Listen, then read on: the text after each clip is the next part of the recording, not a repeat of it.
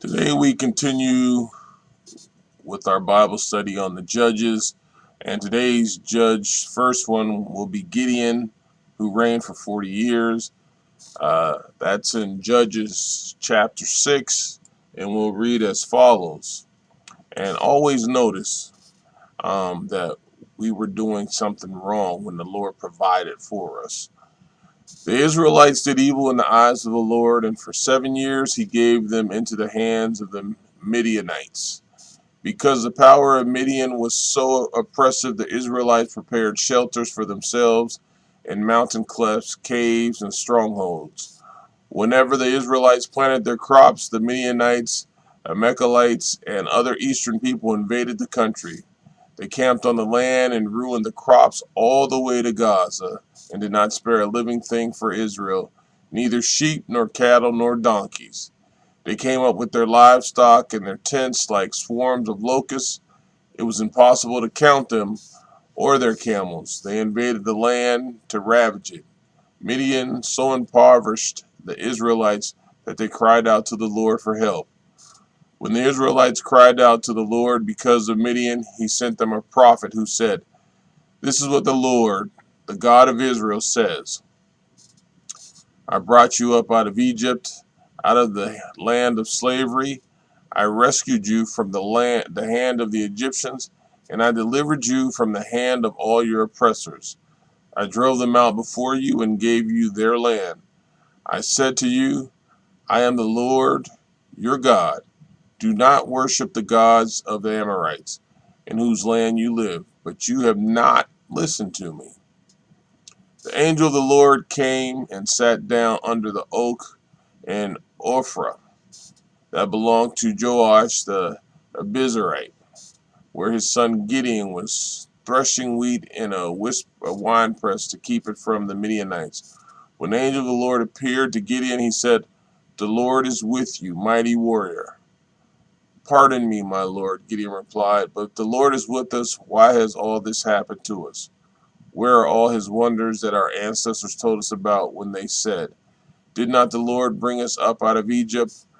But now the Lord has abandoned us and given us into the hand of Midian."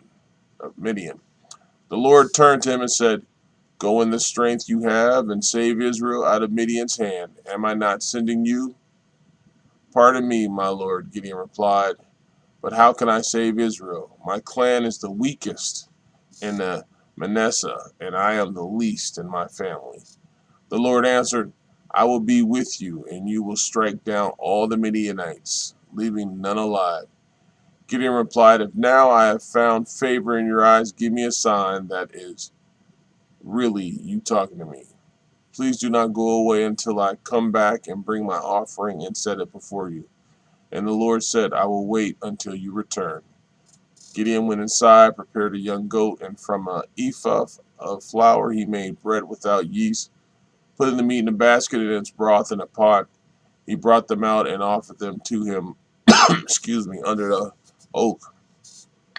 The angel of God said to him, "Take the meat and the unleavened bread, place them on this rock, and pour out the broth." And Gideon did so. Then the angel of the Lord touched the meat and the unleavened bread with the tip of the staff that was in his hand. Fire flared from the rock, consuming the meat and the bread, and the angel of the Lord disappeared. When Gideon realized that it was the angel of the Lord, he exclaimed, "Alas, sovereign Lord, I have seen the angel of the Lord face to face." But the Lord said to him, "Peace, do not be afraid. You are not going to die."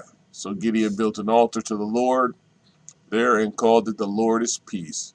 To this day it stands in Ophrah of the Abiezrites.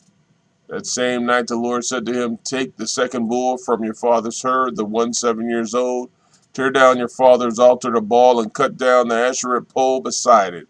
Then build a proper kind of altar to the Lord your God on the top of this height, using the wood of the Asherah pole that you cut down. Offer the second bull as a burnt offering."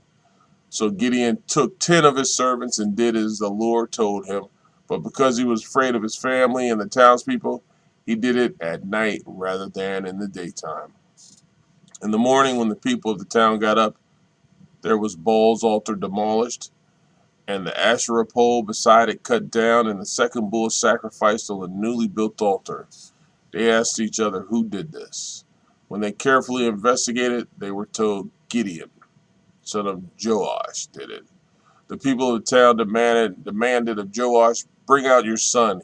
He must die because he has broken down Baal's altar and cut down the Asherah pole beside it.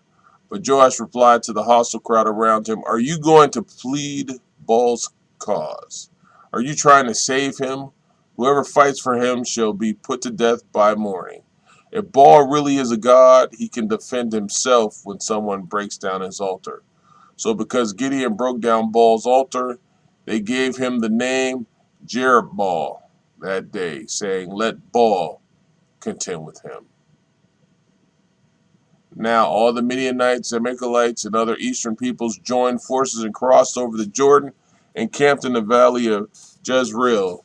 Then the Spirit of the Lord came on Gideon, and he blew a trumpet, summoning the Abiezrites to follow him. He sent messengers throughout Manasseh, calling them to arms, and also into Asher, Zebulun, and Naphtali, so that they too went up to meet them. Gideon said to God, if you will save Israel by my hand as you have promised, look, I will place a wool fleece in the threshing floor. If there is dew only on the fleece and all the ground is dry, then I will know that you will save Israel by my hand as you said. And that is what happened. Gideon rose early the next day. He squeezed the fleece and wrung out the dew, a bowl full of water. Then Gideon said to God, do not be angry with me. Let me make just one more request.